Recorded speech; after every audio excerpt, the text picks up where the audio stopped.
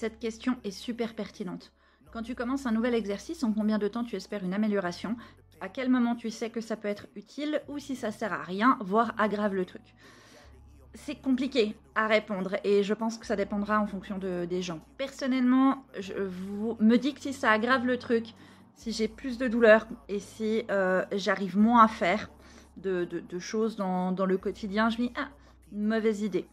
Ce que je vais faire en général éventuellement, c'est que je vais regarder avec mes physios, mes ergos, de voir si on peut adapter l'exercice, si on peut voir qu'est-ce qui cause plus de douleur, qu'est-ce qui cause le problème, et si on peut des fois faire juste un adaptage ou changer d'exercice et réessayer celui-là plus tard. Des fois c'est eu arrivé, des fois pas, des fois on abandonne carrément. Il y a, je pense, des exercices que je fais qui sont peut-être pas utiles, honnêtement. J'en sais rien pour sûr, du coup je le fais par acquis de conscience, en mode c'est mieux que rien. Je fonctionne pas mal comme ça, en mode c'est mieux que rien. Et par rapport, en tout cas tous mes exercices par rapport aux mains, j'ai vu avec le temps que j'avais beaucoup plus d'endurance, et là où ça a été assez marquant, c'était pendant la période des fêtes où je devais écrire les cartes de Noël. Il y a, je crois, 2 ans, 3 ans, quand je devais écrire une carte de Noël, et je mettais 3 jours pour écrire une carte de Noël. Parce que je prenais un petit moment, puis je m'arrêtais, puis je prenais un moment, puis je m'arrêtais, puis je prenais un moment, puis j'arrêtais. Et je crois que c'était l'année dernière, je pouvais écrire 2 à 3 cartes par jour. Donc, le progrès, il est notable. Il y a quelques années, je ne pouvais pas cuisiner. Maintenant, je peux cuisiner. Alors, j'ai des outils adaptés, j'adapte et tout machin, mais maintenant, je peux. Donc en fait, c'est comme ça que je vois l'amélioration. J'ai pas forcément l'impression souvent qu'il y a une amélioration au moment où je fais mes exercices, mais c'est plutôt dans les choses de la vie quotidienne où j'ai l'impression qu'il y a plus de force ou moins de blessures. C'est un peu difficile à dire.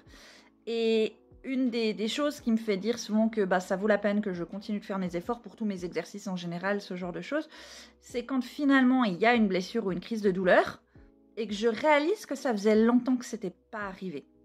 Ça veut dire qu'au bout d'un moment, en général, je finis par trouver ma stabilisation.